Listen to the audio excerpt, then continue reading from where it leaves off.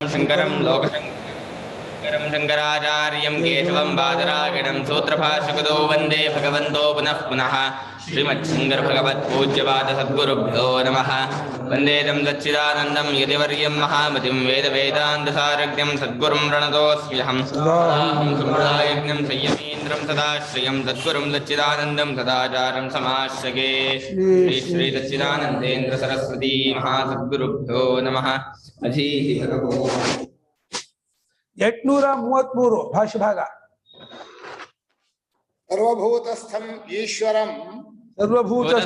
ಈಶ್ವರಂ ಮಮಂ ಪಶ್ಯನ್ ಆತ್ಮನಾತ್ಮಾನಂ ಇತ್ಯುಕ್ತಂ ತತ್ ಅನುಪಪನ್ನಂ ಸ್ವಗುಣ ಕರ್ಮ ವೈಲಕ್ಷಣ್ಯ ಭೇದ ಭಿನ್ನೇಷು ಆತ್ಮಸು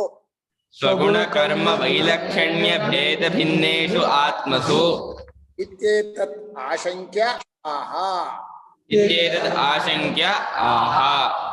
ಪೂರ್ವ ಶ್ಲೋಕದಲ್ಲಿ ಸಕಲ ಭೂತಗಳಲ್ಲಿರುವಂತಹ ಈಶ್ವರನನ್ನೇ ಎಲ್ಲೆಲ್ಲೂ ಯಾರು ನೋಡ್ತಾನೋ ಏಕರೂಪವಾಗಿ ಅವನಿಗೆ ಸರ್ವಾತ್ಮ ಭಾವ, ಎಲ್ಲವೂ ತನ್ನ ಆತ್ಮನೇ ಅಂತಾಗಿ ತಾನು ಯಾರನ್ನೂ ಹಿಂಸೆ ಮಾಡಲ್ಲ, ತನ್ನನ್ನು ಹಿಂಸೆ ಮಾಡ್ಕೊಳ್ಳಲ್ಲ. ಈ ಆತ್ಮಹತ್ಯೆ ಮಾಡೋರು ದೇಹಾದಿಗಳಲ್ಲಿ ಆತ್ಮಬುದ್ಧಿಯನ್ನು ಮಾಡಿ ಅದನ್ನ ಕೊಂದು ಮತ್ತೊಂದು ಶರೀರದಲ್ಲಿ ಮತ್ತೆ ಹೇಗೆ ಹೆಸರ್ತಾರೋ ಆ ತರದ ಆತ್ಮಹತ್ಯೆಯೂ ಇಲ್ಲ. ಇನ್ನು ದೇಹಾತ್ಮದಕ್ಕಿಂತ ವ್ಯತಿರಿಕ್ತನಾಗಿ ಕೇವಲ ಮೀಮಾಂಸಕರಾದರೂ ಅವರೂ ಕೂಡ ಅವಿದ್ಯೆಯಿಂದ ತಮ್ಮಲ್ಲಿರುವಂತಹ ಸ್ವರೂಪವನ್ನ ತಿರಸ್ಕಾರ ಮಾಡಿದ್ರಿಂದ ಅದು ಆತ್ಮಹತ್ಯೆ ಅಂತ. ಸಾಕ್ಷಿ ರೂಪನಾಗಿರುವ ಆತ್ಮನನ್ನ ತಿರಸ್ಕಾರ ಮಾಡೋ ಒಂದು ಆತ್ಮಹತ್ಯೆ, ದೇಹಾದಿಗಳಲ್ಲಿ ನಾನು ಸೇರಿಸ್ಕೊಂಡು ಅದನ್ನು ಕೊಲ್ಲುವಂತಹದ್ರಲ್ಲಿ ಸೇರ್ಕೊಂಡು ಈ ಎರಡು ರೀತಿಯಾದ ಆತ್ಮಹತ್ಯೆಯನ್ನು ಮಾಡೋದಿಲ್ಲ. ಅವರೇ ನಿಜವಾಗಿ ಅಹಿಂಸಕರು. ಎಲ್ಲೂ ಪ್ರಪಂಚದಲ್ಲಿ ಹಿಂಸೆಯನ್ನು ಮಾಡೋದಿಲ್ಲ. ಅಹಿಂಸಾ ಪರಿಪೂರ್ಣವಾಗಿರೋದು ಆತ್ಮಜ್ಞಾನಿ ಒಬ್ಬನಿಗೆ, ಸರ್ವಾತ್ಮ ಭಾವ ಉಳ್ಳವನಿಗೆ, ಸಮ್ಯಕ್ ದರ್ಶನ ಉಳ್ಳವನಿಗೆ ಅಂತ ಹೇಳಿ ಪೂರ್ವ ಶ್ಲೋಕದ ಅರ್ಥ ಸಂಗ್ರಹವಾಯಿತು. ಈಗ ಅದರ ಮೇಲೆ ಒಂದು ಸಂದೇಹ, ಆಶಂಕೆ ಏನು ಅಂದ್ರೆ, ಸ್ವಾಮಿ ತಮ್ಮ ತಮ್ಮ ಗುಣ ಇದೆ, ಒಬ್ಬೊಬ್ಬರಲ್ಲೂ ನಾನು ಅನ್ನೋದಕ್ಕೆ ಒಂದು ಗುಣ ಇದೆ, ಒಂದು ಕರ್ಮ ಇದೆ. ಸ್ವಗುಣ ಸ್ವಕರ್ಮ, ಅದು ವೈಲಕ್ಷಣ್ಯ ಅಂದ್ರೆ ವ್ಯತ್ಯಾಸ ಇದೆ, ಒಂದೇ ತರಹ ಇಲ್ಲ, ಅದು ಭಿನ್ನ ಭಿನ್ನವಾಗಿಯೂ ಇದೆ. ವೈಲಕ್ಷಣ್ಯವೂ ಭೇದಕ್ಕೆ ಕಾರಣ. ವೈಲಕ್ಷಣ್ಯ ಭೇದದಿಂದ ಭಿನ್ನರಾಗಿದ್ದಾರೆ ಆತ್ಮರು. ಹಾಗಿರುವಾಗ ಸಮವಾಗಿ ನೋಡೋದು, ಈಶ್ವರನ್ನೇ ನೋಡೋದು ಇದು ಹೊಂದೋದಿಲ್ಲ. ಅವರವರ ಗುಣ ಅವರವರ ಕರ್ಮ ಬೇರೆ ಬೇರೆ ಅಂತ ಅನ್ನಿಸ್ತಾ ಇದೆ. ಎಲ್ಲಾ ಜೀವರಲ್ಲೂ ಒಬ್ಬನೇ ಪರಮಾತ್ಮನ ಹೊಂದೋದಿಲ್ಲ ಅಂತ ಒಂದು ಆಕ್ಷೇಪಣೆಯನ್ನ ಎತ್ತಿದ್ದಾರೆ. ಅದಕ್ಕೆ ಉತ್ತರವಾಗಿ ಮುಂದಿನ ಶ್ಲೋಕ ಅಂತ ಶ್ಲೋಕಕ್ಕೆ ಸಂಬಂಧವನ್ನ ಭಾಷ್ಯಕಾರರೇ ಈ ಆಕ್ಷೇಪವನ್ನು ಮಾಡಿ ಅದಕ್ಕೆ ಭಗವಂತ ಉತ್ತರ ಹೇಳ್ತಾ ಇದ್ದಾನೆ ಅಂತ ಭಾಷ್ಯಕಾರರು ಸಂಬಂಧವನ್ನು ಬರೆದಿದ್ದಾರೆ. ಹಾಗಾದ್ರೆ ನಾನು ಅನ್ನೋದ್ರಲ್ಲಿ ಬೇರೆ ಬೇರೆ ಗುಣ ಇದೆ, ಬೇರೆ ಬೇರೆ ಕರ್ಮ ಇದೆ. ಅವರವರ ಗುಣ ಅವರವರಿಗೆ, ಅವರವರ ಕರ್ಮ ಅವರವರಿಗೆ. ಈ ವೈಲಕ್ಷಣ್ಯ ವ್ಯತ್ಯಾಸ ಇದ್ದಾಗ ಎಲ್ಲ ಆತ್ಮರಲ್ಲೂ ಒಬ್ಬನೇ ಪರಮಾತ್ಮ ಅಂತ ತಿಳ್ಕೊಳ್ಳೋದು ಹಾಗೆ ಅಂತ ಪ್ರಶ್ನೆ. ಅದಕ್ಕೆ ಉತ್ತರವಾಗಿ ಮುಂದಿನ ಶ್ಲೋಕ ಆರಂಭದಲ್ಲಿ ಹೇಳ್ತಾರೆ, ಪ್ರಕೃತ್ಯೈವ ಚ ಕರ್ಮಾಣಿ ಕ್ರಿಯಮಾಣಾನಿ ಸರ್ವಶಃ ಪಶ್ಯತಿ ತಥಾತ್ಮಾನಂ ಅಕರ್ತಾರಂ ಸಪಶ್ಯತಿ ಪ್ರಕೃತ್ಯೈವ ಚ ಕರ್ಮಾಣಿ ಕ್ರಿಯಮಾಣಾನಿ ಸರ್ವಶಃ ಯಃ ಪಶ್ಯತಿ ತಥಾತ್ಮಾನಂ ಅಕರ್ತಾರಂ ಸಪಶ್ಯತಿ. ಪ್ರಕೃತ್ಯಾ ಏವ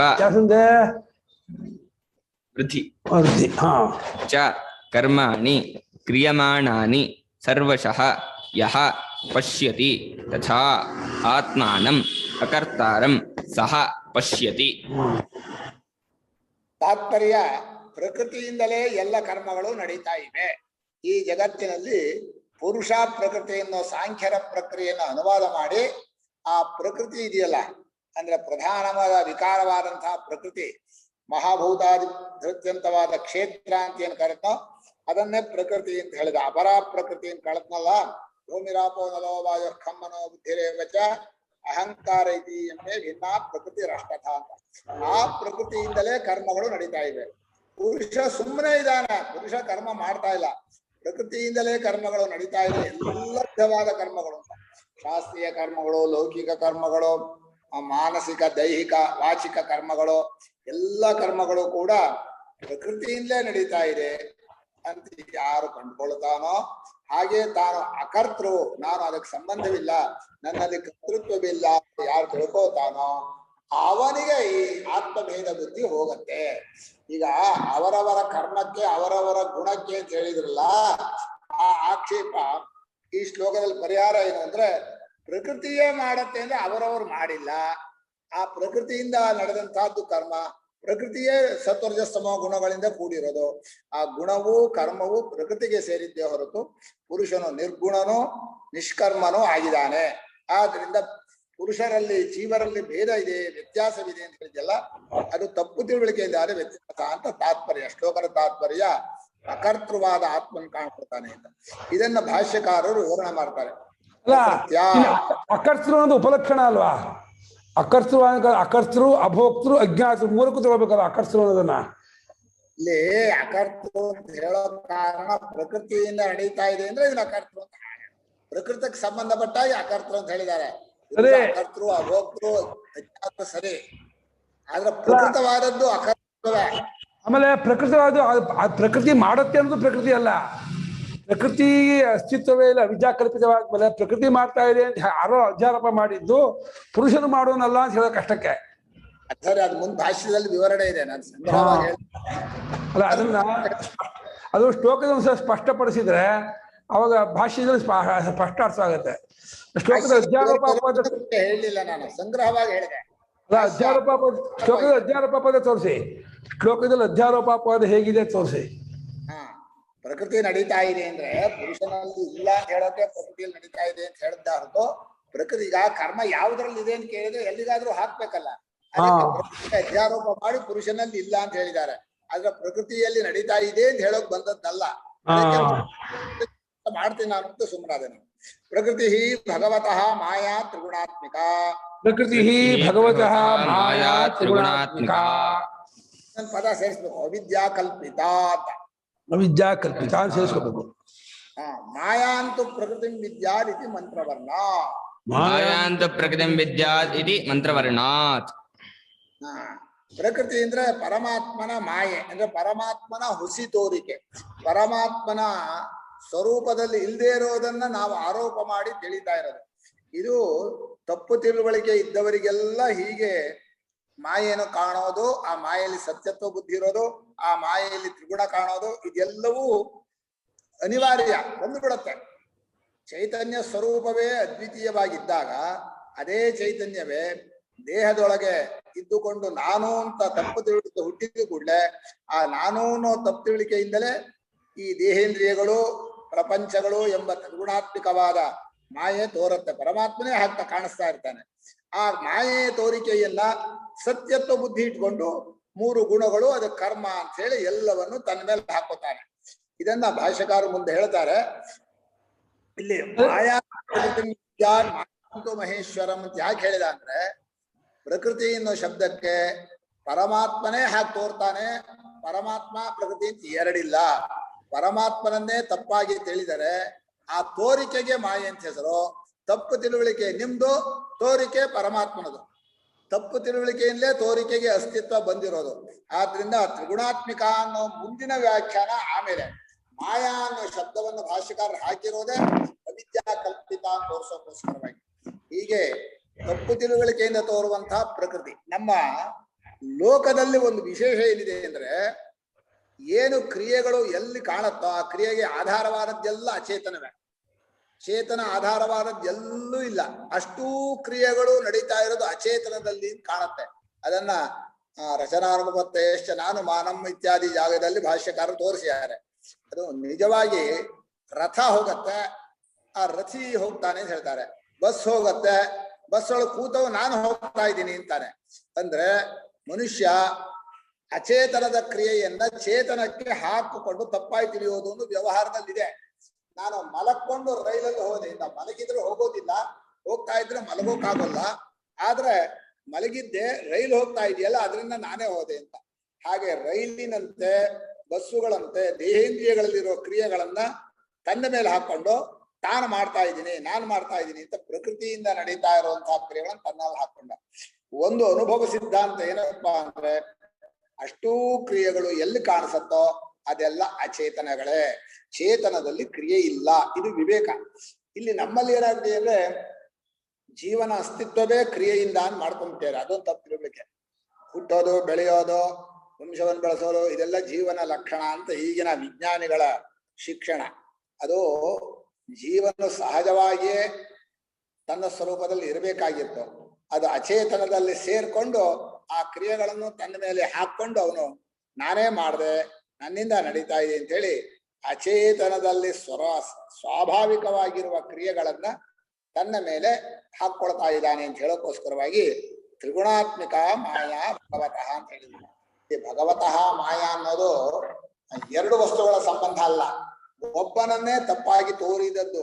ಆಕಾಶದ ನೀಲಿ ಅಂದ್ರೆ ಆಕಾಶ ಒಂದು, ನೀಲಿ ಒಂದು, ಎರಡು ಅಲ್ವೋ, ಒಂದು ಇಲ್ದೇ ಇರೋದು, ಒಂದು ಇರೋದು ಅಂತ. ಹಾಗೆ ಸಂಬಂಧ ಏನಿಲ್ಲ ಅಲ್ಲಿ.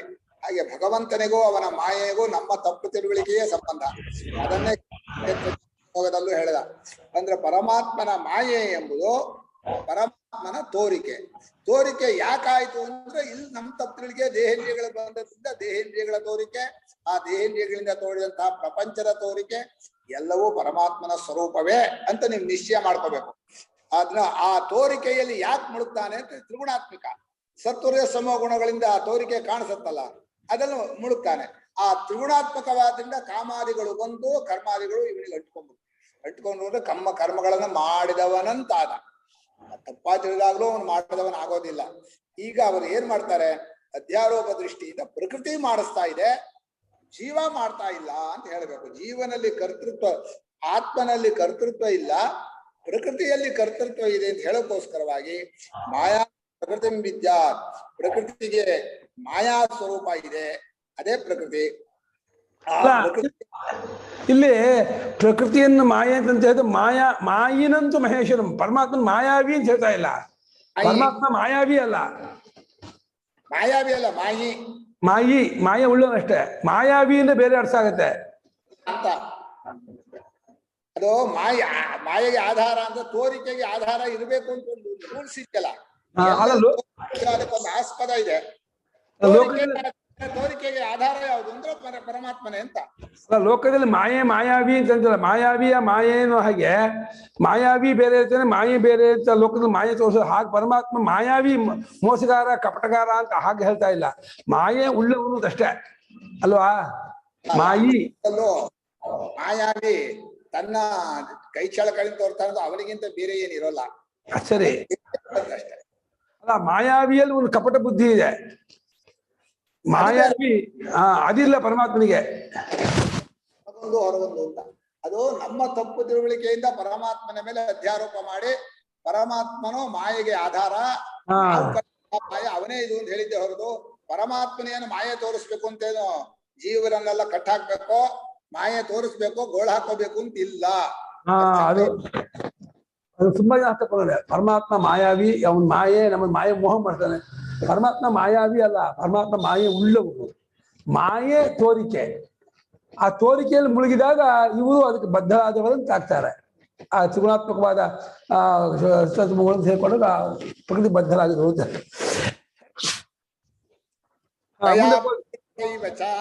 ದಯಾ ಪ್ರಕೃತಿವಚ ಇದೇ ಅಪವಾದ. ಮಹಾದಿ ಕಾರ್ಯಕಾರಣಾಕಾರ ಪರಿಣತಯ, ಮಹದಾದಿ ಕಾರ್ಯಕಾರಣಾಕಾರ ಪರಿಣತಯ ಕರ್ಮಾಣಿ ವಾಂಗ್ಮನಃ ಕಾಯಾರಭ್ಯಾಣಿ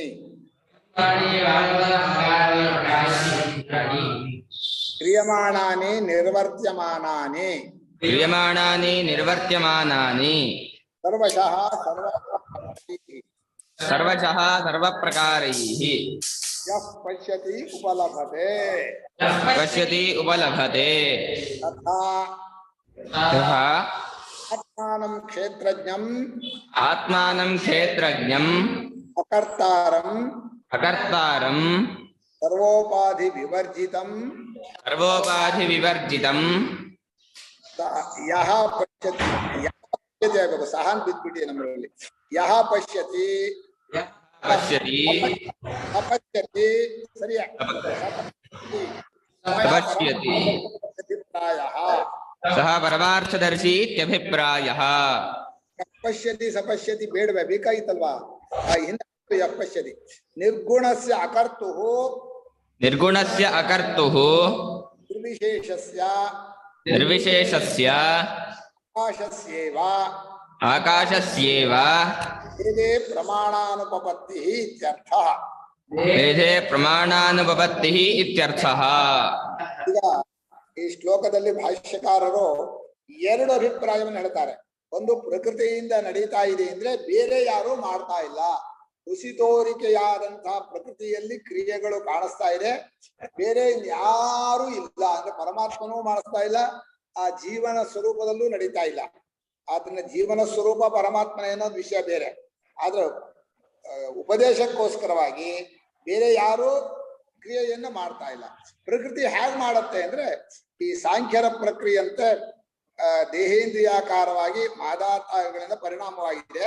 ಆ ಹೊರಗಡೆನೂ ಕ್ರಿಯೆ ಕಾಣುತ್ತೆ, ದೇಹೇಂದ್ರಿಯ ಬುದ್ಧಿಗಳಲ್ಲೂ ಕ್ರಿಯೆ ಕಾಣುತ್ತೆ. ಮತ್ತಾದಿ ಕಾರ್ಯಕಾರಣಾಕಾರ ಪರಿಣತಯ ಅಂತಿದೆ. ಕಾರ್ಯಕರಣಾಕಾರ ಪರಿತಯ ಅಂತ ಆಗ್ಬೇಕಾಗಿತ್ತು ಅಂತ ಕಾಣುತ್ತೆ. ಏನದು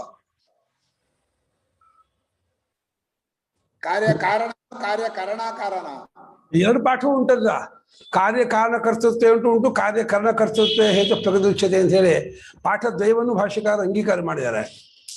ಸರಿ, ಕಾರ್ಯಕಾರಣಾಕಾರ ಅಂತ ಅಂದ್ರೆ ನಮಗೆ ಹೊಂದೋದು ದೇಹೇಂದ್ರಿಯ ರೂಪವಾಗಿ ಪರಿಣಾಮವಾದ ಮೇಲೆ ಹೊರಗಿನ ಕಾರ್ಯಕಾರಣಗಳು ಕಾಣಿಸುತ್ತೆ. ಹೇಗಾದ್ರೂ ಆಗ್ಲಿ ಕಾರ್ಯಕಾರಣ ಆಕಾರವಾಗಿ ಪರಿಣತ ಅಂದ್ರೆ ವಿದ್ಯೆಯಿಂದ ಕಲ್ಪಿತವಾದದ್ರಿಂದ ಸ್ವಾಮಿಗಳು ಬರ್ದಿದ್ದಾರೆ. ಆವಿದ್ಯಕಿ ದಂಶದ್ವಯಂ ಚೈತನ್ಯಾಧೀನ ಆವಿದ್ಯಕಿ.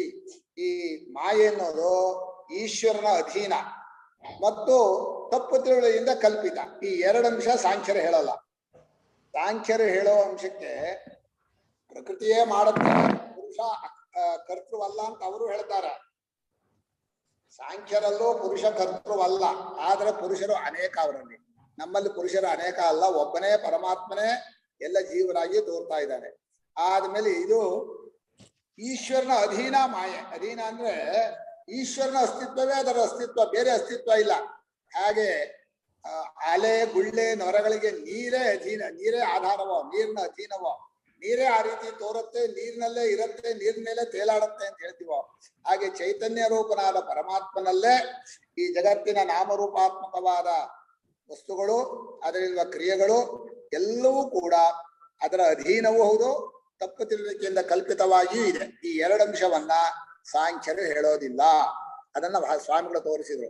ಹೀಗೆ ಪ್ರಕೃತಿಯು ಕರ್ಮಗಳನ್ನು ನಡೆಸ್ತಾ ಇರುವಾಗ ಅದನ್ನ ತಾನು ಮಾಡದೆ ನಾನು ಹೇಳದೆ ಅಂತ ಹೇಗೆ ಹೇಳ್ತಿದ್ದೀರಿ ನೀವು? ಕರ್ಮಾಣಿ ವಾಂಗ್ಮನ ಕಾಯಾರಭ್ಯಾಣಿ. ಮನುಷ್ಯನಿಗೆ ಮಾಡೋದು ಮೂರೇ ಕರ್ಮ.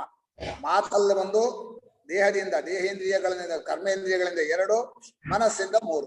ಕಾಯಿಕ ವಾಚಿಕ ಮಾನಸಿಕ ಅಂತ ಹೇಳಿದ ಹಾಗೆ ಮೂರು ವಿಧವಾದ ಕರ್ಮಗಳು ಅದರಿಂದಲೇ ನಡೀತಾ ಇರುತ್ತೆ. ಯಾಕಂದ್ರೆ ಅದೇ ಇಲ್ಲಿ ಕ್ರಿಯೆ ಮಾಡೋದು. ಕಾರ್ಯ ಕಾರಣ ಪರಿಣಾಮ ಆಗೇ ಆಗ್ಬೇಕು ನೋಡಿ. ಮಹದಾದಿ ಕಾರ್ಯ ಕಾರಣ ಆದ್ಮೇಲೆ ವಾಂಗ್ಮನ ಕಾಯ ಆಗಿದೆ, ಮುಂದೆ ಕಾರ್ಯಕರಣ.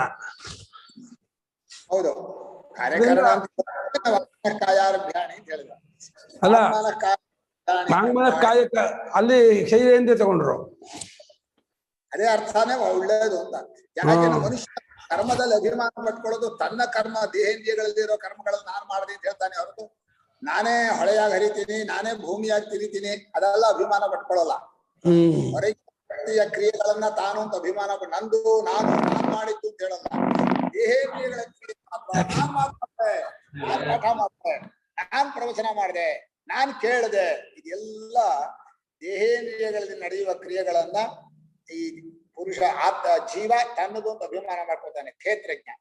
ಆದ್ರಿಂದ ಅದಕ್ಕೆ ಅಧ್ಯಾರೋಪವಾಗಿ ತಪ್ಪು.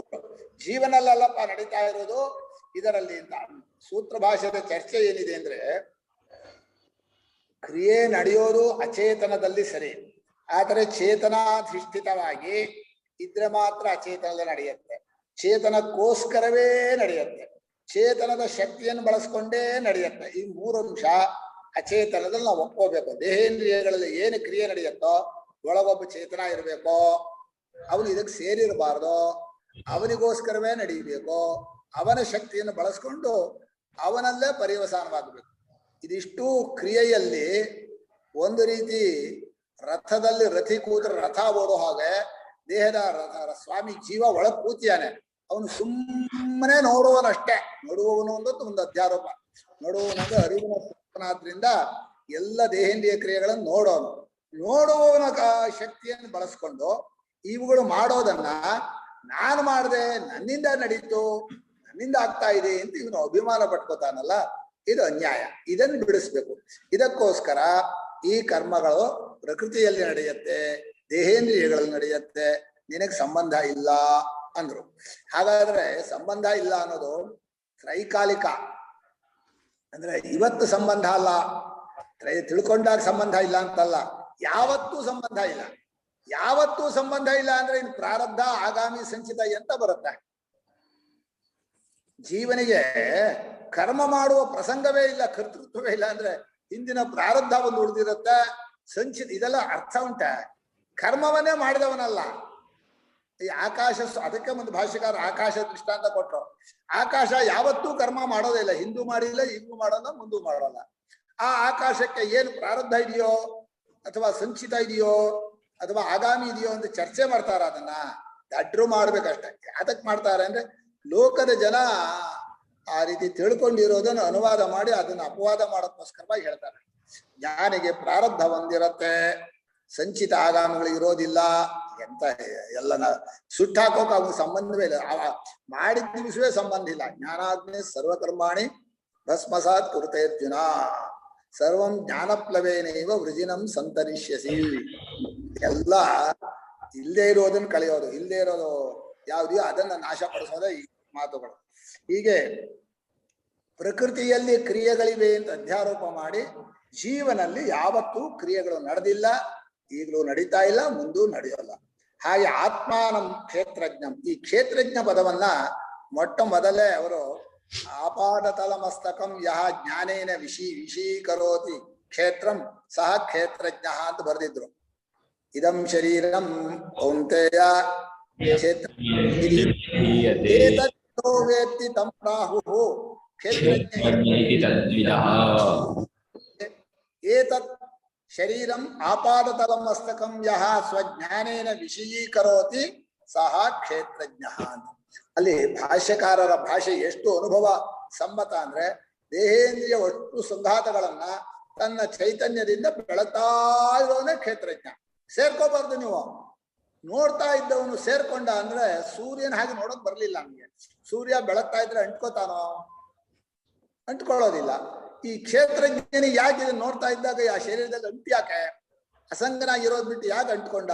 ಆ ಕ್ರಿಯೆಗಳನ್ನ ನಾನೇ ಮಾಡಿದೆ ಅಂತ ಯಾಕೆ ಹೇರ್ಕೊಂಡ ತನ್ ಮೇಲೆ ಇಲ್ಲದೆ ಇರೋದನ್ನ ಅಂತ ಇದನ್ನು ಬಿಡಿಸೋಕೋಸ್ಕರವಾಗಿ ಅವನು ಇವುಗಳಿಂದ ಮಾಡ್ತಾ ಇರುವಂತಹ ಕರ್ಮಗಳು, ಇದು ಎಲ್ಲಾ ಕರ್ಮಗಳು ಅವುಗಳಲ್ಲಿ ನಡೀತಾ ಇದೆ ಅಂತ ಯಾರು ಉಪಲಭತೆಯನ್ನು ಕಂಡುಕೊಳ್ತಾನೋ, ಎಲ್ಲಾ ಕರ್ಮಗಳು ಅಂದ್ರೆ ಲೌಕಿಕ ಕರ್ಮಗಳು, ವೈದಿಕ ಕರ್ಮಗಳು, ಮೋಕ್ಷ ವ್ಯವಹಾರ ಕರ್ಮಗಳು ಎಲ್ಲವೂ ಕೂಡ ಹಾಗೆ ಆತ್ಮಜ್ಞನ ಅಂದ್ರೆ ಆತ್ಮ ಕ್ಷೇತ್ರಜ್ಞನ ಅವನು ನಮ್ಮ ಸ್ವರೂಪ ಅಕರ್ತಾರಂ, ಯಾವತ್ತೂ ಕರ್ತೃವೇ ಅಲ್ಲ, ಸರ್ವೋಪಾಧಿ ವಿವರ್ಜಿತಂ ಅಂದ್ರೆ ಉಪಾಧಿಗಳಲ್ಲಿ ಅಭಿಮಾನ ಪಟ್ಕೊಂಡಾಗ ಅದು ನನಗೆ ಕರ್ತೃತ್ವ ಅಧ್ಯಾರೋಪ ಬರುತ್ತೆ.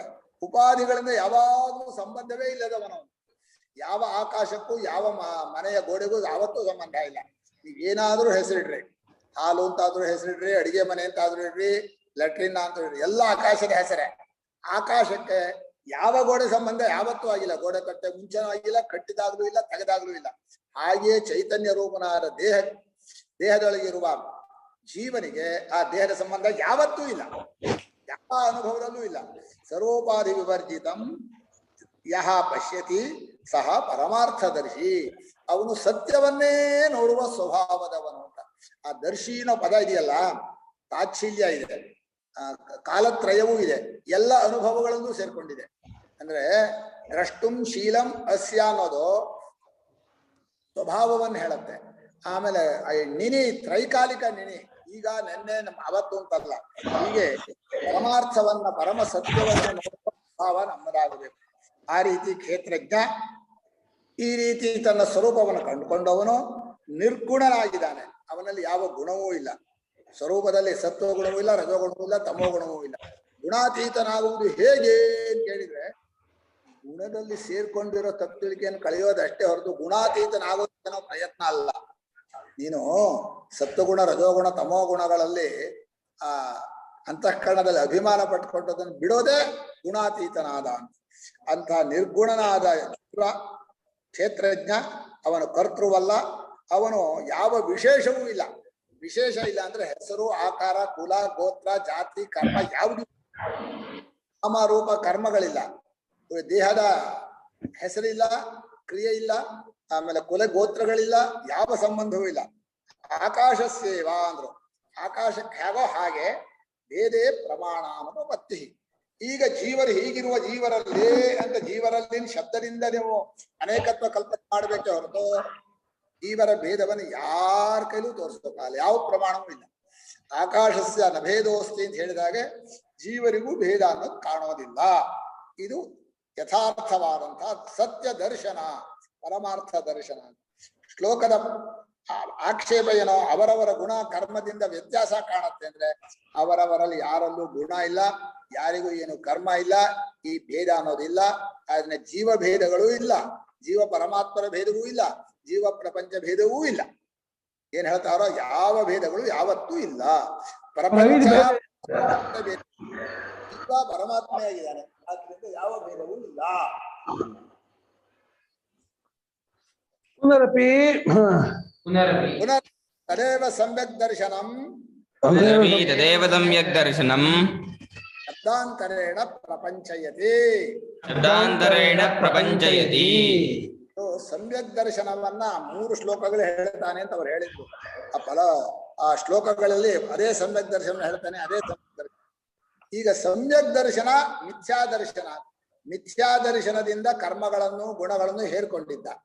ಈಗ ಸಮ್ಯಕ್ ದರ್ಶನ ಅಂದ್ರೆ ಈ ರೀತಿ ಕೇವಲ ಅಕರ್ತೃವಾದ ನಿರ್ಗುಣನಾದ ಜೀವನು ತನ್ನ ಸ್ವರೂಪವನ್ನು ಕಂಡುಕೊಳ್ತಾನಲ್ಲ, ಅದು ಸಮ್ಯಕ್ ದರ್ಶನ ಅಂತ ಹೇಳಿದ್ರು. ಅದನ್ನ ಮತ್ತೊಂದು ರೀತಿಯಲ್ಲಿ ಹೇಳ್ತಾರೆ. ಯಾಕಂದ್ರೆ ಬಹಳ ಕಷ್ಟ ತಿಳ್ಕೊಳ್ಳೋದು. ತನ್ನನ್ನು ತಿಳ್ಕೊಳ್ಳೋದು ಕಷ್ಟ, ಬೇರೆಯನ್ನು ತಪ್ಪಾಗಿ ತಿಳಿಯೋದು ಸುಲಭ. ಬೇರೆಯನ್ನು ತಿಳ್ಕೊಳ್ಳೋದು ಸುಲಭ ಅಂತಲ್ಲ, ಬೇರೆಯವರನ್ನು ಬೇರೆಯವರನ್ನ ತಪ್ಪಾಗಿ ತಿಳಿಯೋದು ಮನುಷ್ಯನಿಗೆ ಅದಕ್ಕೆ ಯಾರು ಹೇಳ್ಕೊಡ್ಬೇಕಾಗಿಲ್ಲ. ಆರೋಪ ಮಾಡೋದು, ತಪ್ಪಾಗಿ ತಿಳಿಯೋದು ಇವನ ಜೀವನದ ಹುಟ್ಟು ಗುಣ. ಇದ್ದದ್ದನ್ನು ಇದ್ದಾಗಿ ತಿಳ್ಕೊಳ್ಳೋದು ಇದೆಯಲ್ಲ, ಆಗಲ್ಲ. ಇರೋ ವ್ಯಕ್ತಿಯನ್ನು ಇದ್ದಾಗಿ ತಿಳ್ಕೊಳ್ಳಲ್ಲ, ಆ ವ್ಯಕ್ತಿಯ ಮನಸ್ಸನ್ನು ತಿಳ್ಕೊಳ್ಳಲ್ಲ, ಪ್ರಪಂಚವನ್ನು ತಿಳ್ಕೊಳ್ಳಲ್ಲ, ವ್ಯವಹಾರವನ್ನು ತಿಳ್ಕೊಳ್ಳಲ್ಲ. ಎಲ್ಲಾ ಕಡೆಯಲ್ಲೂ ತಪ್ಪು ತಿಳುವಳಿಕೆ ಆರೋಪ, ತಪ್ಪು ತಿಳುವಳಿಕೆ ಆರೋಪ. ಅದು ಆ ಆರೋಪದಲ್ಲಿ ಕೆಲವು ಒಳ್ಳೇದು ಕೆಟ್ಟದ್ದು ಬೇರೆ. ಒಳ್ಳೆ ಆರೋಪ ಅಂದ್ರೆ ಹೊಗಳಿ ಬಿಟ್ರೆ ಅದು ಆರೋಪವೇ, ಆದ್ರೆ ನಮ್ಗೆ ಒಳ್ಳೆ ಆರೋಪ ಮಾಡಿದ್ರೆ ಸಂತೋಷ, ಕೆಟ್ಟ ಆರೋಪ ಮಾಡಿದ್ರೆ ಕೋಪ. ಏನು ಆರೋಪದಲ್ಲಿ ಏನ್ ವ್ಯತ್ಯಾಸ ಸ್ವಾಮಿ? ಸುಳ್ಳು ಆರೋಪ ಆದ್ರೇನು, ಕೆಟ್ಟ ಒಳ್ಳೆ ಆರೋಪ ಆದ್ರೇನು, ಎಲ್ಲ ಒಂದೇ. ಯದಾ ಭೂತ ಭೃತಭಾವಂ ಏಕಸ್ಥಂ ಅನುಪಶ್ಯತಿ ಅತ ಏವ ಚ ವಿಸ್ತಾರಂ ಸಂಪದ್ಯತೆ ತದಾ ಯದಾ ಭೂತಪೃಥಗ್ಭಾವಮೇಕಸ್ಥಮನುಪಶ್ಯತಿ ತತ ಏವ ಚ ವಿಸ್ತಾರಂ ಬ್ರಹ್ಮ ಸಂಪದ್ಯತೆ ತದಾ. ಯದಾ ಭೂತಪೃಥಗ್ಭಾವಂ ಏಕಸ್ಥಂ ಅನುಪಶ್ಯತಿ ತತಃ ಏವ ಚ ವಿಸ್ತಾರಂ ಬ್ರಹ್ಮ ಸಂಪದ್ಯತೆ ತದಾ. ಇಲ್ಲಿ ಜೀವನ ಸ್ವಾಭಾವಿಕ ದೃಷ್ಟಿ, ಸಮ್ಯಕ್ ದರ್ಶನ ದೃಷ್ಟಿ, ಎರಡಕ್ಕೂ ಇರೋ ವ್ಯತ್ಯಾಸವನ್ನು ಹೇಳ್ತಾನೆ. ಮನುಷ್ಯನಿಗೆ ಸ್ವಾಭಾವಿಕವಾಗಿ ಎಲ್ಲ ಬೇರೆ ಬೇರೆ, ನಾವೆಲ್ಲ ಒಬ್ಬೊಬ್ರು ಒಂದೊಂದು ತರ ಇರ್ತಾರೆ, ಇದ್ರು ಒಂದೇ ತರ ಇಲ್ಲ. ಈ ಭೇದ ಬುದ್ಧಿ ಇದೆಯಲ್ಲ, ಭೂತ ಅಂದ್ರೆ ಪ್ರಾಣಿಗಳು, ಮನುಷ್ಯರು, ಇದು ಸ್ವಾಭಾವಿಕ, ಇದು ಹೇಳ್ಕೊಡ್ಬೇಕಾಗಿಲ್ಲ. ಈ ಎಲ್ಲ ಭೇದಗಳು ಕೂಡ ಏಕಸ್ಥಂ, ಒಂದೇ ಸ್ವರೂಪದಲ್ಲಿ ನೋಡ್ತೀವಿ ಅಂತ. ಈಗ ಯಾವ್ದಾದ್ರು ಒಂದು ಹೊಸ ಮನೆ ಕರ್ಕೊಂಡು ಹೋಗ್ತಾರೆ ಅಂತ ಇಟ್ಕೊಳ್ಳಿ, ನಮ್ಮನೆ ಹೇಗಿದೆ ನೋಡಿ ಅಂತೀರ. ನೀವು ಆ ಮನೆ ಹೇಗೆ ನೋಡ್ತೀರಾ? ಹಾಲ್ ನೋಡ್ತೀರಾ, ರೂಮ್ ನೋಡ್ತೀರಾ, ಅಡಿಗೆ ಮನೆ ನೋಡ್ತೀರಾ, ಎಲ್ಲ ನೋಡ್ತೀರಾ. ಕೊನೆಗೆ ಏನ್ ಹೇಳ್ಬೇಕು? ಚೆನ್ನಾಗಿದೆ ಅಂತೀರಾ. ಯಾವುದು ಚೆನ್ನಾಗಿದೆ? ಹಾಲು ಆಕಾಶ, ರೂಮು ಆಕಾಶ, ಅಡಿಗೆ ಮನೆ ಆಕಾಶ. ಏನ್ ಚೆನ್ನಾಗಿದೆ ಅಂದ್ರೆ ಏನಲ್ಲಿ? ಹಾಗೆ ಒಂದೇ ಆದ ಆಕಾಶವನ್ನೇ ಬೇರೆ ಬೇರೆ ರೂಪದಿಂದ ಚೆನ್ನಾಗಿದೆ ಅಂತ ಹೇಳಿದ್ರು. ಹಾಗೆ ಒಂದೇ ಚೈತನ್ಯವೇ ಬೇರೆ ಬೇರೆ ಜೀವರೂಪ ಕಂಡಾಗ ಅದು ಭೂತ ಪೃಥಕ್ ಭಾವ ನೋಡ್ತೀರೋ, ಭೂತದಲ್ಲಿರುವ ಏಕಸ್ಥ ಸ್ವರೂಪವನ್ನು ನೋಡ್ತೀರೋ? ಏಕಸ್ಥ ಸ್ವರೂಪವನ್ನು ನೋಡ್ಬೇಕು ನಾವು. ಚೆನ್ನಾಗಿದೆ ಅಂತ ಹೇಳಿ ಪರವಾಗಿಲ್ಲ, ಚೆನ್ನಾಗಿದೆ ಅನ್ನೋದು ಯಾವ ಸ್ವರೂಪವನ್ನು ಹೇಳ್ತೀರಿ ಅಂತ ಮುಖ್ಯ. ಮೂಲ ಸ್ವರೂಪ ಚೆನ್ನಾಗಿದ್ರೆ ತಾನೇ ಅದರ ಕಾರ್ಯ ಚೆನ್ನಾಗಿರೋದು. ನಿಮ್ಗೆ ಬಂಗಾರ ಚೆನ್ನಾಗಿದ್ರೆ ಆಭರಣ ಚೆನ್ನಾಗಿರುತ್ತೆ, ಬಂಗಾರವೇ ಖೋಟ, ಆಭರಣ ಯಾತಕ್ಕೆ? ಬಿಸಾಕ್ರಿ, ಅದನ್ನ ತಿಪ್ಪೆಗೆ ಹಾಕ್ರಿ, ಏನು ಪ್ರಯೋಜನ ಇಲ್ಲ. ಹೀಗೆ ಮೂಲ ಸ್ವರೂಪನಾದ ಪರಮಾತ್ಮನನ್ನ ಚೆನ್ನಾಗಿದೆ ಅಂತ ನೀವು ಹೇಳಿದ್ರೆ, ಇನ್ನು ಜೀವರಲ್ಲೆಲ್ಲ ಚೆನ್ನಾಗಿದೆ ಅಂತ ಹೇಳಿದ್ದಕ್ಕೆ ಒಂದು ಅರ್ಥ ಇದೆ, ಒಂದು ಯಾವುದೋ ಒಂದು ಪ್ರೋತ್ಸಾಹಕ್ಕೋಸ್ಕರ ಹೇಳ್ತಾರೆ. ಈಗ ಇಲ್ಲಿ ಹೇಳ್ತಾನೆ, ಈ ಭೂತರ ಪೃಥಕ್ ಭಾವ ಅಂದ್ರೆ ಪ್ರಾಣಿಗಳ ಬೇರೆ ಬೇರೆಯಲ್ಲಿ ಏಕಸ್ಥಂ ಒಂದೇ ಚೈತನ್ಯ ಸ್ವರೂಪವಾಗಿ ಯಾರು ಅನುಪಶ್ಯತಿ. ಈ ಪದದಲ್ಲಿ ಬಹಳ ಸ್ವಾರಸ್ಯ ಇದೆ. ಅನು ಅಂದ್ರೆ ಅನುಭವ, ಅನು ಅಂದ್ರೆ ಶಾಸ್ತ್ರಾಚಾರ್ಯೋಪದೇಶ, ಅನು ಪಶ್ಯತಿ ಅಂದ್ರೆ ಅನುಭವದಲ್ಲಿ ಕಂಡ್ಕೊಳ್ಳೋದು. ಅನುಭವದಲ್ಲಿ ಕಂಡ್ಕೊಳ್ಳೋದು, ಶಾಸ್ತ್ರ ಹೇಳಿದ್ದು, ಗುರುಗಳು ಹೇಳಿದ್ದು ಎಲ್ಲವನ್ನು ಸೇರಿಸಿ ಭಾಷ್ಯಕಾರರು ಅನುಪಶ್ಯತಿ. ಈ ಅನುಪಶ್ಯತಿ ಅನ್ನೋ ಪದವೇ ಅನುಬೋಧ, ಅನುಪಶ್ಯತಿ ಬಹಳ ಚೆನ್ನಾಗಿದೆ. ಯಾವಾಗ ಈ ಕಂಡುಕೊಳ್ತಾನೋ ಆಗ ಆ ಪರಮಾತ್ಮನ ಕರೆಕ್ಟ್ ಪತ್ತಂತ ತಥೈವಚ ವಿಸ್ತಾರಂ, ಆ ಕ್ಷಣದಲ್ಲೇ ಆ ಪರಮಾತ್ಮದೇ ವಿಸ್ತಾರ. ಇಲ್ಲಿ ತತಃ ಅಂದ್ರೆ ತಸ್ಮಾತ್ ಪರಮಾತ್ಮನಃ ಅಂತ ಅರ್ಥ. ಆ ಪರಮಾತ್ಮದೇ ವಿಸ್ತಾರ. ವಿಸ್ತಾರ ಸರ್ವಭೂತಾನಾಂ ವಿಷ್ಟಾ ಸರ್ವಮಿದಂ ಜಗತ್ ದ್ರಷ್ಟವ್ಯ. ವಿಸ್ತಾರನ ಉತ್ಪತ್ತಿ, ವಿಸ್ತಾರನ ಉತ್ಪತ್ತಿ. ತಥೈವಚ ವಿಸ್ತಾರಂ ತಥೈವಚ ಉತ್ಪತ್ತಿ ಅಂತ ಅರ್ಥ ಮಾಡಿದ್ದಾರೆ. ಉತ್ಪತ್ತಿ ಅಂದ್ರೆ ಶಬ್ದ ಹರಡ್ಕೊಂಡಿರೋದು ಅಂತ. ಏನು ಉತ್ಪತ್ತಿ? ಅಲ್ಲ, ಮಾಯೆ ಎಲ್ಲವೂ ಅದನ್ನು ಪ್ರಾಣಾದಿ ನಾಮಾಂತ, ಪ್ರಾಣಾದಿ ನಾಮಾಂತವೆಲ್ಲವೂ ಅದನ್ನೇ ಉಂಟಾಗಿದೆ ಅಂತ ತೋರಿಸಿದ್ದಾರೆ ಭಾಷಿಕಾರರು. ಸರಿಪ, ಅನುಭವದ ಅರ್ಥ ಏನೋ, ಆ ಎಲ್ಲವೂ ಆ ಪರಮಾತ್ಮನೇ, ಪರಮಾತ್ಮನಲ್ಲೇ ಬಂದಿದೆ, ಅದೇ ವಿಭೂತಿ ಅಂತ. ಸರಿ, ಕರೆಕ್ಟ್. ಅನುಭವ ಅಷ್ಟೇ. ಶ್ರದ್ಧೆಯಿಂದ ನಂಬಬೇಕು ಅಂತ ಇಲ್ಲ ಇಲ್ಲ ಇಲ್ಲ, ಶ್ರದ್ಧೆ ನಂಬಕು ಅಲ್ಲ, ಅದಲ್ಲ. ನೀ ಹೇಳಿ ಕರೆಕ್ಟು, ನೀ ಹೇಳಿದ ಅನುಭವ ಅಷ್ಟೇ. ಅಲ್ಲಿ ಭಾಷ್ಯಕಾರರು ಚಾಂದೋಗ್ಯ ಶ್ರುತಿ ತಗೊಂಡಿದ್ದಾರೆ ಎಂದೆ. ಆಯ್ತು, ಆ ಚಾಂದೋಗ್ಯ ಶ್ರುತಿಯು ಯಾವಾಗ ನಿನ್ನ ಸ್ವರೂಪವನ್ನ ಹೃದಯದಲ್ಲಿ ಕಂಡುಕೋತೀಯೋ ಆ ಆತ್ಮನ ವಿಸ್ತಾರ, ಅವನೇ ಈ ರೀತಿ ತೋರ್ಕೋತಾ ಇದ್ದಾನೆ, ಅವನಿಗಿಂತ ಯಾವತ್ತೂ ಬೇರೆ ಇಲ್ಲ. ಈಗ ಯಾವಾನ್ ಯಶ್ಚಾಸ್ಮಿ ತತ್ವತಃ ಹೇಳ್ತಾನಲ್ಲ, ಭಕ್ತ್ಯಾಮಾಂ ಅಭಿಜಾನತಿ ಯಾವಾನ್ ತತ್ವತಃ ತಥೋ ಮಾಂ ಜ್ಞಾತ್ವ ವಿಶತೆ ತದನಂತರಂ. ಇಲ್ಲಿ ಯಾವಾನ್ ಯಶ್ಚಾಸ್ಮಿ, ಯಾವಾನ್ ವಿಸ್ತರೇಣ, ಯಶ್ಚ ಸ್ವರೂಪೇಣ ಅಂದ್ರೆ ವಿಭೂತಿಯಿಂದ ಎಷ್ಟಾಗಿದ್ದಾನೋ ಸ್ವರೂಪದಿಂದ ಆಗಿದ್ದಾನೋ ಅಷ್ಟನ್ನು ಗುರುತು ಹಿಡಿತಾನೆ. ಅದೇನು ಹುಟ್ಟಿದ್ದನ್ನೆಲ್ಲ ಅವನಿಂದ ಹುಟ್ಟುತ್ತಾ ಇದೆ, ಒಂದೊಂದು ಹುಟ್ಟನ್ನು ಅದನ್ನ ಆಗ ಹುಟ್ಟನ್ನ ಯಾವುದನ್ನ ಹುಟ್ಟುದನ್ನು ಹೇಳೋದು ಬಂದದ್ದೇ ಅಲ್ಲ, ಪ್ರಕೃತ ಯಾವುದೋ ಹೋತು. ಆಗ ಬ್ರಹ್ಮಸ್ವರೂಪವನ್ನೇ ಎಲ್ಲೆಲ್ಲೂ ಕಾಣ್ತಾನೆ, ಪರಮಾತ್ಮನನ್ನೇ ಎಲ್ಲೆಲ್ಲೂ ಕಾಣ್ತಾನೆ. ಭಾಷ್ಯ ಓದೋಣ. ಯದಾ ಯಸ್ಮಿನ್ ಕಾಲೇ ಭೂತಾನಾಂ ಪೃಥಗ್ಭಾವಂ ಭೂತಾನಾಂ ಪೃಥಗ್ಭಾವಂ ಪೃಥಕ್ತ್ವಂ ಏಕಸ್ಥಂ ಏಕಸ್ಮಿನ್ ಆತ್ಮನಿ ಸ್ಥಿತಂ ಏಕಸ್ಥಂ ಏಕಸ್ಮಿನ್ ಆತ್ಮನಿ ಸ್ಥಿತಂ ಏಕಸ್ಥಂ ಏಕಸ್ಥಂ ಅನುಪಶ್ಯತಿ ಅನುಪಶ್ಯತಿ ಶಾಸ್ತ್ರಾಚಾರ್ಯೋಪದೇಶಂ ಅನು ಶಾಸ್ತ್ರಾಚಾರ್ಯೋಪದೇಶಂ ಅನು ಆತ್ಮ ಪ್ರತ್ಯಕ್ಷತ್ವೇನ ಪಶ್ಯತಿ ಆತ್ಮ ಪ್ರತ್ಯಕ್ಷತ್ವೇನ ಪಶ್ಯತಿ ಆತ್ಮೈವೇದಂ ಸರ್ವಂ ಇತಿ ಆತ್ಮೈವೇದಂ ಸರ್ವಂ ಇತಿ. ಯದಾ ಅನ್ನತ್ತೆ ಯಾವ ಅನುಭವದ ಕಾಲದಲ್ಲಿ ಅಂತ ಅರ್ಥ. ಇಲ್ಲಿ ಒಂದು ಕಾಲದಲ್ಲಿ ಅನುಭವ ಆಗತ್ತೆ ಅಲ್ಲ, ಯಾವ ಅನುಭವ ಈ ತೋರಿಸ್ತೋ. ಭೂತಗಳ ಪೃಥಕ್ ಭಾವ ಅಂದ್ರೆ ಪ್ರಾಣಿಗಳು ಪಂಚಭೂತಗಳು ಬೇರೆ ಬೇರೆಯಾಗಿವೆ ಅಂತ ಅನ್ಸಿತ್ತಲ್ಲ, ಅದೇ ಭೂತಗಳ ಪೃಥಕ್ ಭಾವ, ಪೃಥಕ್ತ್ವ.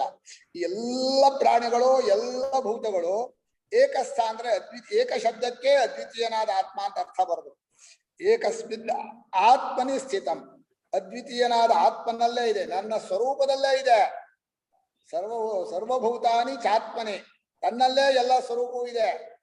ನಾನೇ ಸಾಕ್ಷಿಯಾಗಿ ನನ್ನಲ್ಲೇ ಅವಸ್ಥೆ ಇದ್ದು, ನನ್ನಲ್ಲೇ ಪ್ರಪಂಚವಿದ್ದು, ನನ್ನಲ್ಲೇ ತೋರ್ತಾ ಇದೆ, ನಾನೇ ಇದೆಲ್ಲವೂ ಆಗಿದ್ದೀನಿ ಅಂತ ಯಾವಾಗ ಅನುಭವದಿಂದ ಕಂಡುಕೊಳ್ತಾನೋ ಅನುಪಶ್ಯತಿ. ಇದು ಆತ್ಮನಲ್ಲೇ ಎಲ್ಲ ಇದೆ ಅಂದರೆ ಬೇರೆಯಾಗಿರಲ್ಲ, ಆತ್ಮನೇ ಆ ರೀತಿಯಾಗಿದ್ದಾನೆ ಅಂತ ಹೇಳ್ಬೇಕು. ಆತ್ಮನಲ್ಲಿ ಇದೆಲ್ಲವೂ ಇದೆ ಅಂದ್ರೆ ಆತ್ಮನಿಗಿಂತ ಬೇರೆಯಾಗಿಲ್ಲ. ಇದು ಆತ್ಮನಲ್ಲಿ ಇದೆ ಅನ್ನೋದು ಒಂದು ರೀತಿ ನೀರೊಳಗೆ ಐಸಿದೆ ಅಂತ ಹಾಗೆ, ನೀರಿಗಿಂತ ಬೇರೆ ಯಾವತ್ತೂ ಆಗೋದೇ ಇಲ್ಲ. ಆತ್ಮನೊಳಗಿದೆ, ಒಳಗಿದೆ, ಅದು ಆಧಾರಾಧೇಯ ಭಾವ ಅಲ್ಲ. ಆದ್ರೆ ಅನುಭವದಲ್ಲಿ ಇತ್ತಲ್ಲ ಬೇರೆ ಬೇರೆ ಏನೋ ಬುದ್ಧಿ, ನನಗಿಂತ ಹೊರಗಡೆ ಇದ್ದಾರೆ, ವಸ್ತುಗಳು ಹೊರಗಡೆ ಇದೆ, ಜನ ಬೇರೆ ಬೇರೆ ಇದ್ದಾರೆ ಅಂತ, ಅದು ಯಾವುದೂ ಇಲ್ಲ. ಎಲ್ಲ ನನ್ನ ಸ್ವರೂಪವೇ, ನನಗಿಂತ ಬೇರೆ ಇಲ್ಲ. ಅದಕ್ಕೆ ಭಾಷ್ಯಕಾರರು ಆತ್ಮೈವೇದಂ ಸರ್ವಂ ಅಂತ ಕೊಟ್ರು. ಆತ್ಮನೇ ಇದೆಲ್ಲವಂತ ಕೊಟ್ರೆ ಹೊರತು ಆತ್ಮಸ್ಥೈವೇದಂ ಸರ್ವಂ ಅಂತ ಹೇಳಿಲ್ಲ. ಆತ್ಮಸ್ಥಮೇ ವೇದಂ ಸರ್ವಂ ಅಂತ ಆತ್ಮನಲ್ಲೇ ಎಲ್ಲ ಇದೆ ಅಂತ ಬರಲಿಲ್ಲ. ಆತ್ಮನೇ ಇದೆಲ್ಲವೋ ಅಂತ ಛಾಂದೋಗ್ಯ ಶ್ರುತಿಯನ್ನು ಕೊಟ್ರು. ಅದನ್ನ ಶಾಸ್ತ್ರಾಚಾರ್ಯೋಪದೇಶಂ ಅನ್ನೋಕೆ ಶಾಸ್ತ್ರ ಆತ್ಮೈವೇದಂ ಸರ್ವಂ. ಆಚಾರ್ಯರು ಉಪದೇಶ ಕೊಡ್ತಾರೆ, ಪೀಠದಲ್ಲಿದ್ದವರು, ಗುರುಗಳಾದವರು. ಆ ಶಾಸ್ತ್ರವರು ಉಪದೇಶಂ ಅನು ಅಂದ್ರೆ ಆತ್ಮ ಪ್ರತ್ಯಕ್ಷತ್ವೇನ, ನಮ್ಮ ಸ್ವಾನುಭವಕ್ಕೆ ಗೊತ್ತಾಗುವ ಹಾಗೆ, ಸುಮ್ಮನೆ ಶ್ರದ್ಧೆಯಿಂದ ಹೂ ಹೂ ಅನ್ನೋದಲ್ಲ ಅಂತ.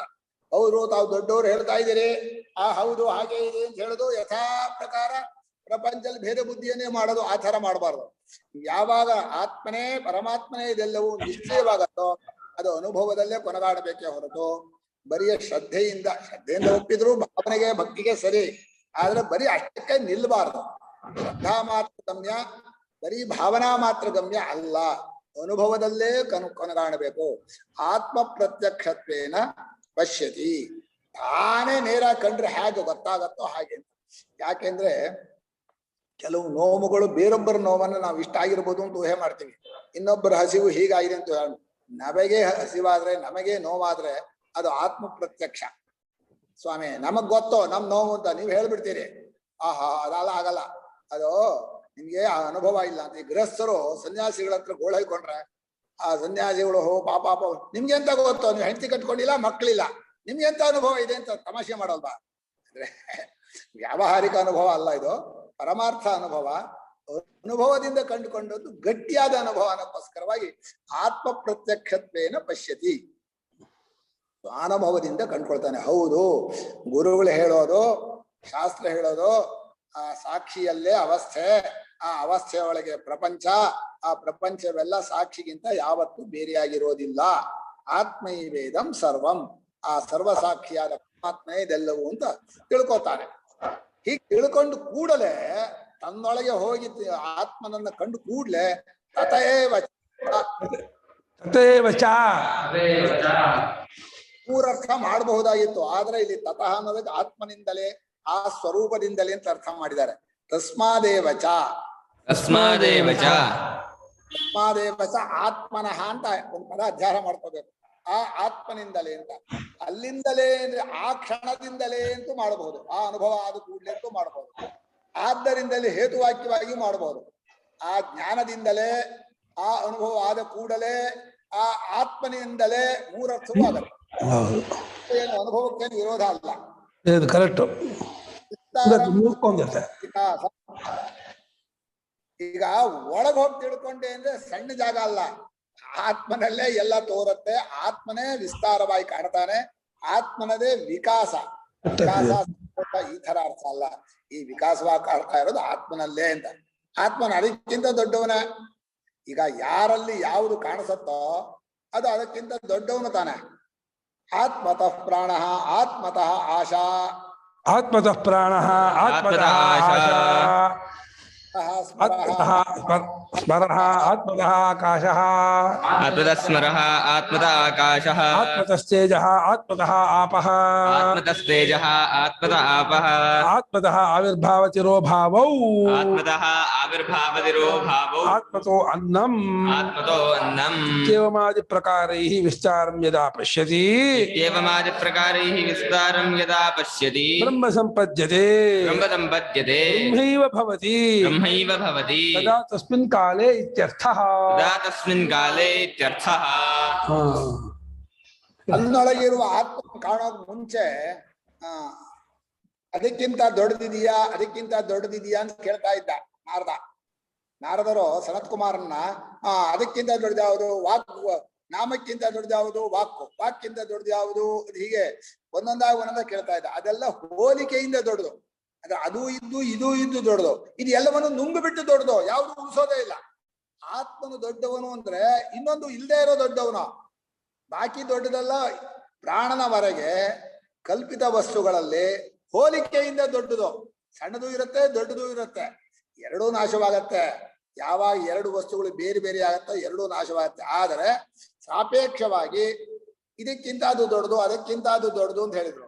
ಯಾವಾಗ ಆತ್ಮನ್ ನೋಡ್ತಾನೋ ಆಗ ಆತ್ಮನಿಂದಲೇ ಪ್ರಾಣ, ಆತ್ಮನಿಂದಲೇ ಆಶೆಗಳು, ಆತ್ಮನಿಂದಲೇ ಸ್ವರ, ಆತ್ಮನಿಂದಲೇ ಆಕಾಶ, ಆತ್ಮನಿಂದಲೇ ತೇಜಸ್ಸು, ಅಪ್ಪು, ಆತ್ಮನಿಂದಲೇ ಆವಿರ್ಭಾವ ತಿರೋಭಾವಗಳು, ಆತ್ಮನಿಂದಲೇ ಅನ್ನ. ಈ ರೀತಿಯಾಗಿ ಆತ್ಮನೇ ಇದೆಲ್ಲವೂ ಅನ್ನೋದರದ್ದೇ ವಿವರಣೆ.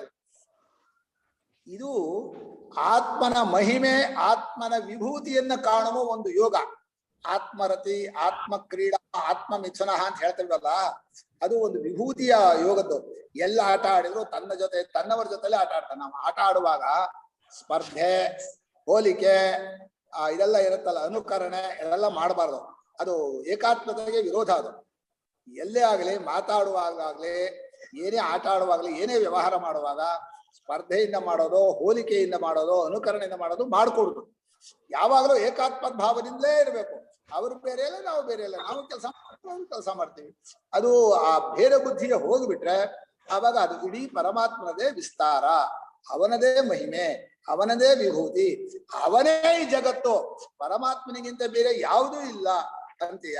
ಅವನಿಗೆ ತನ್ನೊಳಗೂ ತಿಳ್ಕೊಂಡ, ಪ್ರಪಂಚವನ್ನು ಪರಮಾತ್ಮ ತಿಳ್ಕೊಂಡ, ಆಗ ಅವನು ಬ್ರಹ್ಮವಾಗಿ ಇದೀನಿ ಅನ್ನೋದನ್ನ ಕಂಡುಕೋತಾನೆ. ಆಗ ಬ್ರಹ್ಮವಾಗ್ತಾನೆ ಅಲ್ಲ, ಆಗ ನಾನು ಬ್ರಹ್ಮ ಯಾವಾಗಲೂ ಆಗಿದ್ದೀನಿ ಆಗ ಕಂಡುಕೋತಾನೆ ಅಂತ ಅರ್ಥ. ಬ್ರಹ್ಮ ಇವ ಭವತಿ, ಆ ಅನುಭವ ಬಂದಾಗ ಅವನು ಬ್ರಹ್ಮವನ್ನು ತಿಳ್ಕೋತಾನೆ. ಇನ್ನು ಮುಂದೆ ಅವ್ರು ಹೇಳ್ತಾರೆ ಅದ್ವಯಾನಂದ್ರು, ಏಕಸ್ಯ ಆತ್ಮನಃ ಏಕಸ್ಯ ಆತ್ಮನಃ ಸರ್ವದೇಹಾತ್ಮತ್ವೇ ಸರ್ವದೇಹಾತ್ಮತ್ವೇ ಸರ್ವದೋಷ ಸಂಬಂಧೇ ಪ್ರಾಪ್ತೆ ಸರ್ವದೋಷ ಸಂಬಂಧೇ ಪ್ರಾಪ್ತೆ ಇದಂ ಉಚ್ಯತೆ. ಇದಂ ಉಚ್ಯತೆ. ಅಲ್ಲ ಸ್ವಾಮಿ, ಒಬ್ಬನೇ ಆತ್ಮ ಇರೋನು, ಎಲ್ಲಾ ದೇಹಕ್ಕೂ ಅವನೇ ಆತ್ಮ, ಎಲ್ಲಾ ದೇಹ ಸಂಬಂಧವೂ ಇದೆ ಅಂತಂದ್ರೆ ಅವಾಗ ಏನಾಗುತ್ತೆ? ಒಬ್ಬನಿಗಿರೋ ದೋಷ ಎಲ್ಲರಿಗೂ ಬಂದ್ಬಿಡುತ್ತೆ. ಒಂದೇ ಕರೆಂಟು ಎಲ್ಲಾ ಸೀರಿಯಸ್ ಬಲ್ಬ್ಗೂ ಸೇರಿದೆ ಅಂತಂದ್ರೆ ಒಂದಾದ್ರೂ ಎಲ್ಲ ಆರೋಗ್ಬಿಡುತ್ತೆ, ಒಂದ್ ಹತ್ರ ಎಲ್ಲ ಹತ್ಕೊಂಡ್ಬಿಡುತ್ತೆ.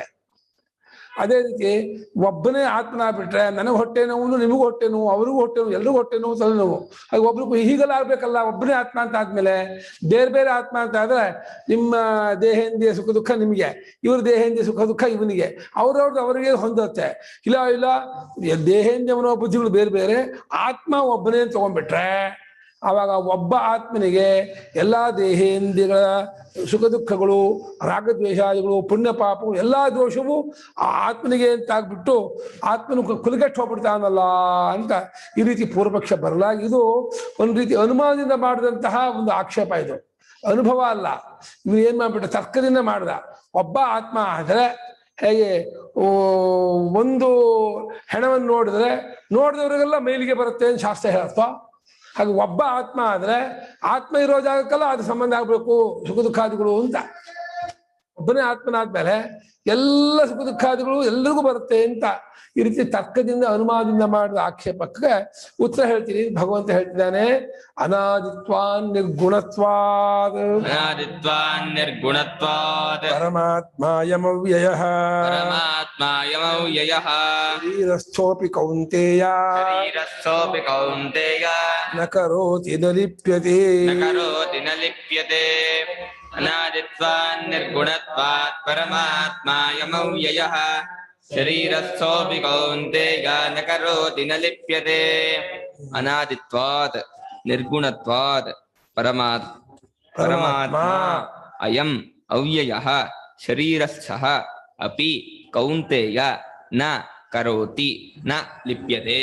ಈತನು ಅನಾದಿಯಾಗಿರೋದ್ರಿಂದ ಇದೇನಾದ್ರೆ ಶರೀರವು ಒಂದೊಂದು ಬೇರೆ ಬೇರೆ ಬೇರೆ ಕಾಲದಲ್ಲಿ ಹುಟ್ಟತ್ತೆ, ಬೇರೆ ಬೇರೆ ಕಾಲ ಸಾಯ್ತಾ ಇರುತ್ತೆ, ಇದಾಗ್ತಾ ಇರುತ್ತೆ, ಅದು ವ್ಯತ್ಯಾಸ ಆಗ್ತಾ ಇರುತ್ತೆ.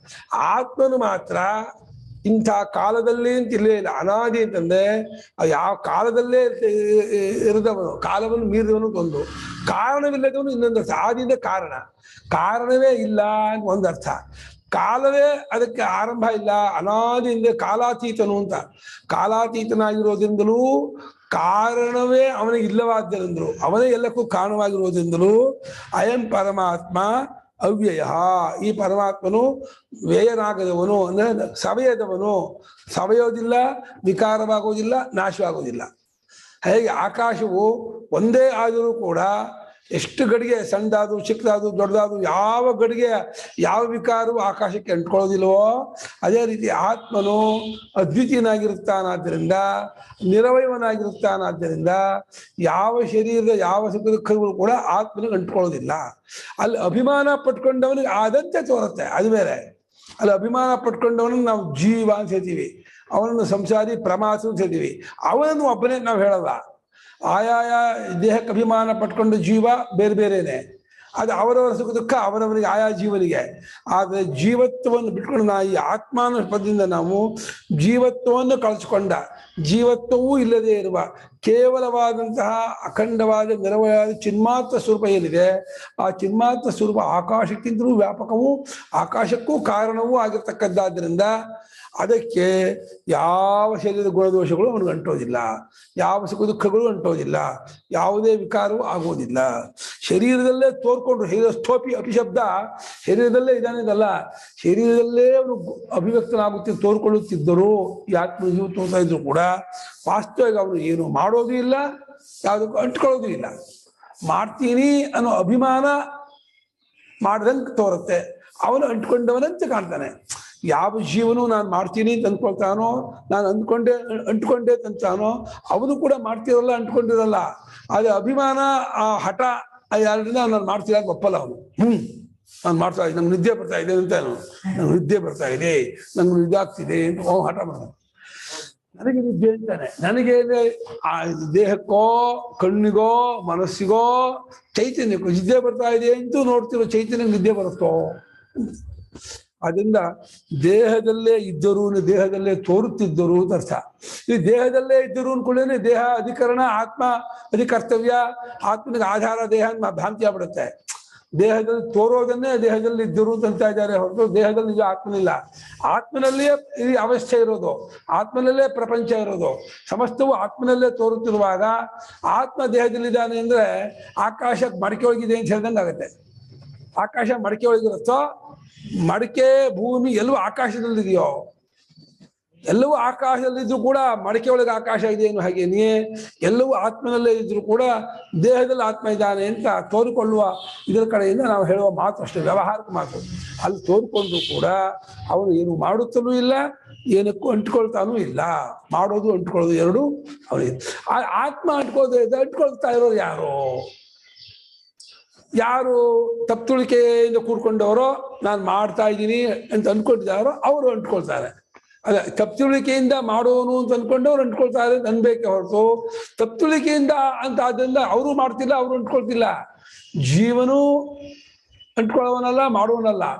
ಜೀವತ್ವವೇ ಇಲ್ಲದೆ ಇರೋ ಸ್ವರೂಪ ಇದೆಯಲ್ಲ, ಆತ್ಮಸ್ವರೂಪ ಜೀವತ್ವ ರಹಿತ, ಅದೇ ಅಂತ ಮಾಡುತ್ತೆ, ಅದೇ ಅಂತ ಅಂಟ್ಕೊಳತ್ತೆ. ಜೀವನೇ ಆತ್ಮ, ಜೀವನಿಗಿಂತ ಬೇರೆ ಅಲ್ಲ ಪರಮಾತ್ಮ. ಜೀವನು ಅಭಿಮಾನ ಅವನು ನಾವು ಸಂಸಾರಿ ಕರ್ತಾ ಹೋಗ್ತಾ ಅವನು ಅಂಟ್ಕೊಂಡ ಅಂತ ಉಪಚಾರ ಕೇಳ್ತೀವಿ. ವಾಸ್ತವವಾಗಿ ಜೀವನಿಗೂ ಯಾವ ಸಂಸಾರವೂ ಇಲ್ಲ, ಅಂಟ್ಕೊಳ್ಳೋದು ಇಲ್ಲ, ಏನು ಮಾಡೋದು ಇಲ್ಲ. ಅವನಿಗೆ ಜೀವತ್ವವನ್ನೇ ಇಲ್ಲಿ ಹೇಳ್ತಾರೆ, ಜೀವತ್ವವನ್ನು ಬಿಟ್ಕೊಂಡೆ ಸ್ವರೂಪವನ್ನು ಹೇಳ್ತಾ ಇದ್ದಾರೆ. ಅನಾದಿತ್ವಾತ್, ಅನಾದೇಹೇ ಭಾವ ಅನಾದಿತ್ವಂ, ಅನಾದಿತ್ವ ಮೂಲ ಪದ. ಅದಕ್ಕೆ ಭಾಷಿಕ ಬರೆದರೆ ಅನಾದಿಯಾಗಿರೋದು, ಆದಿ ಇಲ್ಲದೆ ಇರೋದು. ಇನ್ನೊಂದು ಕಾಲದಿಂದ ಅನಾದಿ, ಯಾವತ್ತಿಂದ ಇದ್ದಾನೆ ಅಂತ ಹೇಳಕ್ಕಾಗಲ್ಲ, ಬರೋದು ಇಲ್ಲ, ಆಗೋಲ್ಲ ಅಷ್ಟೇ ಅಲ್ಲ, ಬರೋದು ಇಲ್ಲ, ಕಾಲದೊಳಗೆ ಇಲ್ಲವಾದ್ರಿಂದ ಅನಾದಿ. ಕಾರಣವೂ ಇಲ್ಲ ಅದಕ್ಕೆ, ಆದಿಯಿಂದ ಕಾರಣ. ಯಾವನಿಗೆ ಕಾರಣವೇ ಇಲ್ಲವೋ ಅವನ ಅನಾದಿ, ಯಾವುದು ಕಾಲಾತೀತನೋ ಅವನ ಅನಾದಿ. ಅದಾಗಿರೋದೇ ಅನಾದಿತ್ವ. ಆದಿ ಕಾರಣಂ ತದಸ್ಯ ನಾಸ್ತಿ ಇತಿ ಸಹ ಅನಾದಿ. ಆದಿ ಕಾರಣಂ ತದ್ ಯಸ್ಯ ನಾಸ್ತಿ ಸಹ ಅನಾದಿ. ಆದಿ ಅಂದ್ರೆ ಕಾರಣ ಅಂತ ಅರ್ಥ ಮಾಡಿದ್ರು. ಆ ಕಾರಣ, ಇವಾಗ ಮಡಿಕೆಗೆ ಮಣ್ಣು ಕಾರಣ, ಆಭರಣಕ್ಕೆ ಚಿನ್ನ ಕಾರಣ ಅನ್ನೋ ಹಾಗೆ ಆತ್ಮನಿಗೆ ಕಾರಣ ಅನ್ನೋದಿಲ್ಲ. ಯಾಕಂದ್ರೆ ಕಾರಣವಾಗಬೇಕಾದ್ರೆ ಪರಿಚ್ಛಿನ್ನ, ಕಾರಣ ಇರಬೇಕಾದ್ರೆ ಪರಿಚ್ಛಿನ್ನ ಆಗ್ಬೇಕು. ಕಾರ್ಯ ಪರಿಚ್ಛಿನ್ನವಾಗಿರುತ್ತೆ. ಆತ್ಮನ ಅಪರಿಚ್ಛಿನ್ನನಾದಾಗ ಅದಕ್ಕೊಂದು ಕಾರಣ ಬರೋದೇ ಇಲ್ಲ. ಆತ್ಮ ಕಾರಣ ಅನ್ನೋದು ಕೂಡ ಅಧ್ಯಾರೋಪವೇ. ಜಗತ್ತಿನ ಕಾರ್ಯ ಅಂತ ಇಟ್ಕೊಂಡಾಗ ಆತ್ಮನ ಕಾರಣ ಅಂತ ಅಂತೀವಿ ಹೊರತು ಆತ್ಮ ಜಗತ್ತು ಎರಡೇ ಅಲ್ಲ. ಹಾವು ಹಗ್ಗದಲ್ಲಿ ಕಾರ್ಯಕಾರಣ ಭಾವ ಅಂತ ಹೇಳ್ತೀರಾ, ಹಾವು ಕಾರಣ ಹಗ್ಗ ಹಾವು ಕಾರ್ಯ ಹಗ್ಗ ಕಾರಣ ಅಂತಿಲ್ಲ ಅಣೆಯ ಬೇಡ ಕಣ ನಿದ್ದೆ ಮಾಡಬೇಡ ಇಲ್ಲಿದೆ ಬೇಡ. ಆ ಕಾರಣವು ಯಾವುದಕ್ಕೆ ಇರುವುದಿಲ್ವೋ ಅವನ ಅನಾದಿ ಪಕ್ಕದ ಸಾವಾದೋಷ. ಯತ್ ಈ ಆದಿಮತ್ ಯತ್ ಹಿ ಆದಿಮತ್ ಸ್ವೇನ ಆತ್ಮನ ವ್ಯೇತಿ ತತ್ ಸ್ವೇನ ಆತ್ಮನ ವ್ಯೇತಿ. ಯಾವುದಕ್ಕೆ ಆದಿ ಇದೆಯೋ ಅಂದ್ರೆ ಕಾರಣವಿದೆಯೋ, ಗಡಿಗೆ ಕಾರಣ ಇದೆ, ಅದು ಗಡಿಗೆ ತನ್ನ ರೂಪದಿಂದ ಬದಲಾವಣೆ ಆಗುತ್ತೆ. ಗಡಿಗೆ ಸ್ವಲ್ಪ ದಿವಸ ಆದ್ಮೇಲೆ ಉದುರಿ ಹೋಗುತ್ತೆ, ಆಮೇಲೆ ಏಟ್ ಬಿದ್ದೆ ಒಡೆದು ಹೋಗುತ್ತೆ, ಬಹಳ ಸೂಕ್ಷ್ಮ ಆಗ್ಬಿಡುತ್ತೆ. ಕಾರ್ಯವೆಲ್ಲ ಮನೆಯೂ ಅಷ್ಟೇ, ಹುಟ್ಟಿದ ಮನೆ ಒಂದು 50 ವರ್ಷ 60 ವರ್ಷ 100 ವರ್ಷ ಆದ್ಮೇಲೆ ಆ ಹಳೆ ಮನೆ ಕಡೆ ಕೆಡವ್ರಿ ಹೊಡಿಗ್ರಿ ಇದ್ದಾಗಿ ಅದೇ ಬಿದ್ದೋಗುತ್ತೆ, ಹೊಡಿದೆ ಹೋದ್ರೆ. ಯಾವುದಕ್ಕೆ ಆದಿ ಇದೆಯೋ ಅದು ತನ್ನ ರೂಪದಿಂದ ಅದು ಸವಿಯತ್ತೆ, ಕೊರೆಯುತ್ತೆ. ಅಯಂತು ಅನಾದಿತ್ವ ನಿರವಯವ ಇತಿ ಕೃತ್ವಾ ನವ್ಯೇತಿ. ಅಯಂತು ಅನಾದಿತ್ವ ನಿರವಯವ ಇತಿ ಕೃತ್ವಾ ನವ್ಯೇತಿ. ಈತನೊಂದು ಆತ್ಮನು, ತಾನು ತನ್ನ ಸ್ವರೂಪವು ಅದು ಅನಾದಿ ಅಂದ್ರೆ ಕಾರಣವೇ ಇಲ್ಲದ್ದಾದ್ದರಿಂದ, ಅವಯವವಿಲ್ಲವಾದ್ದರಿಂದ ಅದು ನವ್ಯೇತಿ, ಅದು ಸೊರಗುವುದಿಲ್ಲ, ಅದು ಬಿಟ್ಟೋಗುವುದಿಲ್ಲ, ಬದಲಾವಣೆ ಆಗುವುದಿಲ್ಲ ಅಂತ. ಯಥಾ ನಿರ್ಗುಣತ್ವಾತ್, ಹಾಗೆ ಗುಣವೂ ಇಲ್ಲವಾದ್ದರಿಂದ. ಗುಣ ಅಂತಂದ್ರೆ ಸತ್ವ ತಮ ಗುಣಗಳು ಅಂತ ಇಟ್ಕೋಬಹುದು. ಅದು ಗುಣ ಅಂದ್ರೆ ಈ ಬುದ್ಧಿವಂತ, ದಡ್ಡ, ಒಳ್ಳೆಯವನು, ಕೆಟ್ಟವನು, ಅಥವಾ ಬಾಲ್ಯ ಕುಮಾರ ಯೌವನ, ದೇಹಾದಿಗಳ ಸಂಬಂಧ ಯಾವ ಗುಣವೂ ಇಲ್ಲ. ಗುಣ ದ್ರವ್ಯಕ್ಕೆ ಸೇರಿಕೊಳ್ಳುವುದಷ್ಟು ಗುಣ, ದ್ರವ್ಯಕ್ಕೆ ಸೇರುವಂತಹ ವಿಶೇಷವಲ್ಲ ಗುಣ. ಇವನು ನಿರ್ಗುಣ ಮುಂದೆ ಯಾವ ವಿಶೇಷದಿಂದ ಕೂಡ್ಕೊಂಡಿಲ್ಲ, ಯಾವ ವಿಶೇಷವೂ ಇಲ್ಲದವನು ಅಂತ. ಸಗುಣೋ ಹಿ ಗುಣವ್ಯಯಾದ್ ವ್ಯೇತಿ. ಸಗುಣೋ ಹಿ ಗುಣವ್ಯಯಾದ್ ವ್ಯೇತಿ. ಗುಣದಿಂದ ಕೂಡಿಕೊಂಡವನು ಐಶ್ವರ್ಯ ಅಂತ ಒಂದು ಗುಣ, ಐಶ್ವರ್ಯ ಗುಣದಲ್ಲಿ ಕೂಡ್ಕೊಂಡಂತ ಮನುಷ್ಯ ಚೆನ್ನಾಗಿರ್ತಾನೆ. ಐಶ್ವರ್ಯ ಗುಣ ಹೋಯ್ತಿದ್ರೆ ಅಯ್ಯೋ ದುಡ್ಡೆಲ್ಲ ಕಳ್ಕೊಂಡ ಅಂತೇಳಿ ಸೊರಗ್ತಾನೆ, ಕೊರಗ್ತಾನೆ, ಒದ್ದಾಡ್ತಾನೆ. ಯಾವುದೇ ಗುಣ ಹೋದ್ರು, ಅಧಿಕಾರ ಹೋದ್ರು, ಅಯ್ಯೋ ಅಧಿಕಾರ ಒಳ್ಳೆ ಅಧಿಕಾರ ಆಯ್ತು, ಅಧಿಕಾರ ಕಳ್ಕೊಂಡ್ಬಿಟ್ಟೆ ಅಂತ ಹೇಳಿ ದುಃಖ ಪಡ್ತಾನೆ. ಯಾರು ಯಾವ ಗುಣದಿಂದ ಕೂಡ್ಕೊಂಡವನು ಅಂದ್ಕೊಳ್ತಾನೋ ಅವನು ಅಂದ್ಕೊಂಡು ಮಾತ್ರ ಅವನು ಕೂಡ್ಕೊಂಡಿರಲ್ಲ, ಅಂದ್ಕೊಂಡ್ರು ಸಾಕು ಆ ಗುಣ ಹೋದೆ ಅವನು ವ್ಯಯವಾದಂತ ಆಗ್ತಾನೆ. ನಾವಾಗಿ ಗುಣವೂ ಕೂಡಿರಲ್ಲ, ವ್ಯಯವೂ ಆಗಿರಲ್ಲ, ಎರಡು ಕಲ್ಪನೆಯೇ. ಆದ್ರೂ ಕೂಡ ಗುಣ ನನಗಿದೆ, ಗುಣ ಕಳ್ಕೊಂಡೆ, ಈಗ ನಾನು ಸ್ವರ್ಗದೆ ಅಂತಾನೆ. ಅದನ್ನ ಭಾಷೆಗಾರರು ಅನುವಾದ ಮಾಡ್ತಿದ್ದಾರೆ. ಗುಣ ಇದೆ ನೀನು ಅಂದ್ಕೊಂಡ್ರೆ, ಅಭಿಮಾನ ಪಟ್ಕೊಂಡ್ರೆ ಆ ಗುಣ ಹೋಗೋದ್ರಿಂದ ನೀನು ವ್ಯಯವಾಗ್ತೀಯ, ಸವಿತೀಯ, ಕೊರಗ್ತೀಯ, ಕಮ್ಮಿ ಆಗ್ತೀಯ. ಅಯಂತು ನಿರ್ಗುಣತ್ವ. ಅಯಂತು ನಿರ್ಗುಣತ್ವ. ಈತನಾದರೋ ಅಂದ್ರೆ ಆತ್ಮನಾದರೋ ಅವನು ಗುಣರಹಿತನು.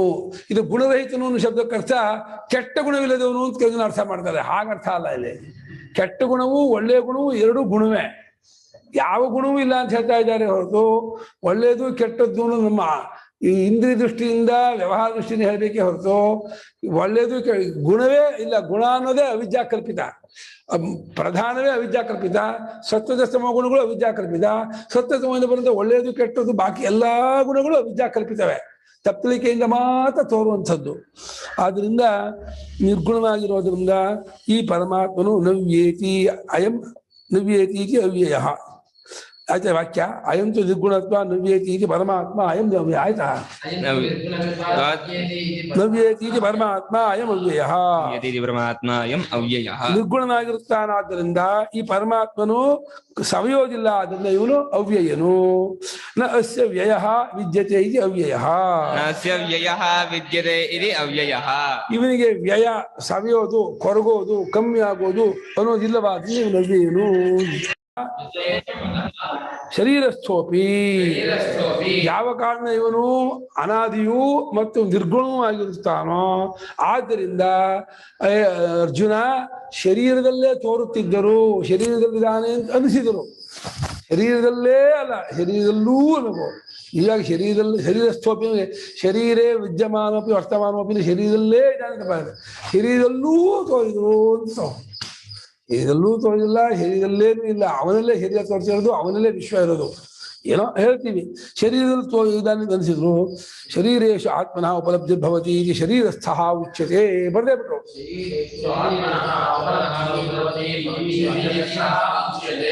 ಬಲ್ಬಲ್ಲಿ ಕರೆಂಟ್ ತೋರೋದ್ರಿಂದ ಬಲ್ಬ್ನಲ್ಲಿ ಕರೆಂಟ್ ಇದೆ ಅಂತ ಹೇಳ್ದಂಗೆ, ಬಲ್ಬಲ್ಲಿ ಕರೆಂಟ್ ಇಲ್ಲ, ಕರೆಂಟಿಂದ ಬಲ್ಬ್ ಉರಿಯೋದು, ಕರೆಂಟ್ ವ್ಯಾಪಕವಾಗಿದೆ. ಆದರೆ ಬಲ್ಬ್ ಇದ್ದಾಗ ಕರೆಂಟ್ ತೋರ್ತಲ್ಲ, ಬಲ್ಬಲ್ಲಿ ಕರೆಂಟ್ ಇದೆ ಅಂತಂದ್ರೆ ಹೇಗೆ ತಪ್ಪೋ ಹಾಗೆ ಶರೀರದಲ್ಲೇ ಆತ್ಮನು ತೋರ್ತಾನೆ. ಒಂದು, ಶರೀರದಲ್ಲೇ ನಾವು ತಿಳ್ಕೋಬೇಕು. ಎರಡು, ಶರೀರದಲ್ಲೇ ಆತ್ಮ ತಪ್ಪು ತಿಳ್ಕೊಂಡಿರೋದು. ಮೂರು, ನಾವು ತಪ್ಪು ತಿಳ್ಕೊಂಡಿರೋದು ಶರೀರದಲ್ಲೇ, ತೋರ್ಕೊಳ್ತಾ ಇರೋದು ಅಲ್ಲೇ. ಸರಿಯಾಗಿ ತಿಳ್ಕೊಬೇಕಾಗಿರೋದು ಶರೀರದಲ್ಲೇ. ಆದರೆ ಶರೀರದಲ್ಲಿ ಇದ್ರು ಅಂತ ಅನುವಾದ ಮಾಡ್ತಿದ್ದಾರೆ ಅಲ್ವಾ. ಯಾಕೆ ಶರೀರವಿಲ್ಲದೆ ವ್ಯವಹಾರ ದೃಷ್ಟಿಯಲ್ಲಿ ಅವನಿಗೆ ತೋರ್ಕೊಳ್ಳೋದು ಅನ್ನೋದಿಲ್ಲ. ನಾನು ಅನ್ನೋದು ದೇಹೇಂದ್ರಿಯ ಮನೋಬುದ್ಧಿ ಇಲ್ಲದೆ ನಾನು ಬರೋದೇ ಇಲ್ಲ. ದೇಹೇಂದ್ರಿಯ ಮನೋಬುದ್ಧಿ ಇಟ್ಕೊಂಡೆ ನಾನು ಬರೋದ್ರಿಂದ ಅಲ್ಲಿದ್ದಾನೆ, ಅಲ್ಲಿ ತೋರ್ಕೊಳ್ತಾನೆ, ಅಲ್ಲಿ ಗೊತ್ತಾಗ್ತಾನೆ, ಅಲ್ಲೇ ತಿಳ್ಕೊಬೇಕಾಗಿರೋದು ಅನ್ನೋ ಅರ್ಥದಲ್ಲಿ ಶರೀರಸ್ಥೋಪಿ, ಶರೀರದಲ್ಲಿ ಇದ್ರು, ಶರೀರದಲ್ಲೇ ತೋರ್ಕೊಂಡ್ರು ಅಂತ.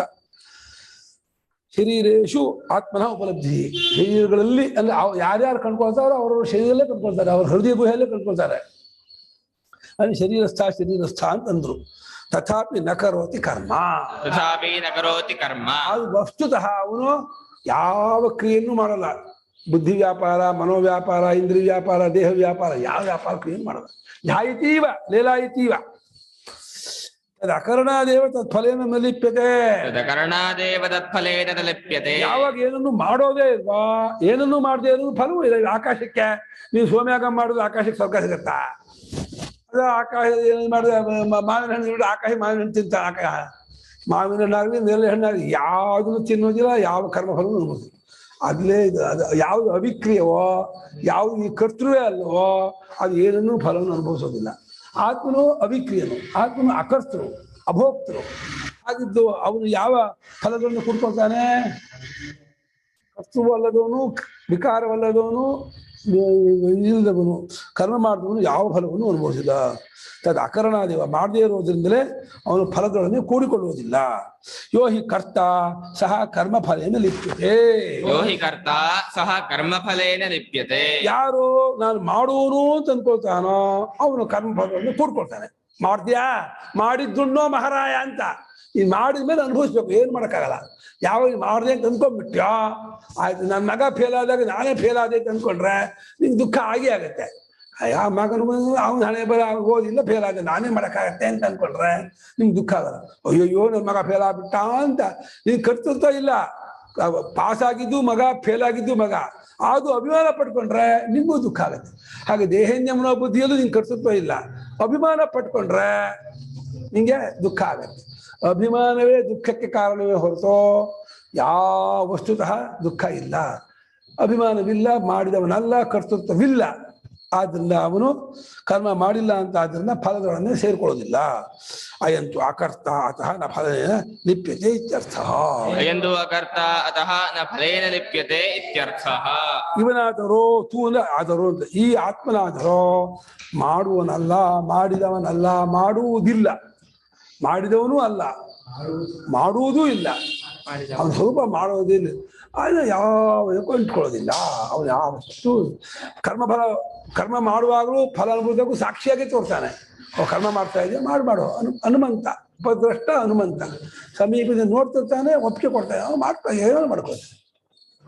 ತಾನು ಮಾತ್ರ ವಿಕಾರವಾಗಲ್ಲ, ಅಂಟ್ಕೊಳ್ಳೋದಿಲ್ಲ, ಯಾವ ಫಲವನ್ನು ಸಂಬಂಧ ಮಾಡುತ್ತೆ. ಇದು ನಮ್ದೇ ವಿಚಾರ. ನಾವು ಹಾಗೆ ಇರೋರು, ನಮಗೆ ಸಂಸಾರವೂ ಇಲ್ಲ, ನಾವು ಹುಟ್ಟಿದವರು ಇಲ್ಲ, ಪುಣ್ಯ ಪಾಪವೂ ಇಲ್ಲ, ಸುಖ ದುಃಖವೂ ಇಲ್ಲ.